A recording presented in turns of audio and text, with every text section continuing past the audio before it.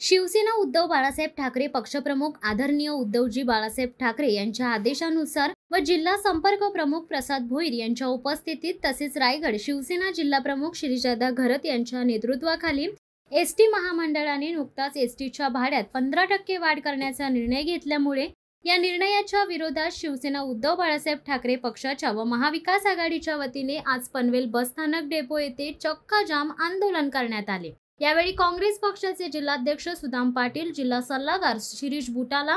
शेकापचे गणेश कडू, समाजवादी पार्टीचे जिल्हाध्यक्ष अनिल नाईक, उपजिल्हा प्रमुख रामदास पाटील, महानगर समन्वयक दीपक घरत, महानगर प्रमुख औचित राऊत, तालुका प्रमुख संदीप तांडेल, तालुका प्रमुख ज्ञानेश्वर बडे, युवा सेना जिल्हा अधिकारी पराग मोहिते, सर्व शहर प्रमुख, महिला आघाडीच्या तालुका संघटिका सुजाता कदम, महानगर संघटिका लीना गरड यांच्यासह सर्व पदाधिकारी, शिवसैनिक तसेच महाविकास आघाडीचे पदाधिकारी मोठ्या संख्येने उपस्थित होते। शिवसत्ता टाइम्ससाठी दत्ता मोकल, पनवेल।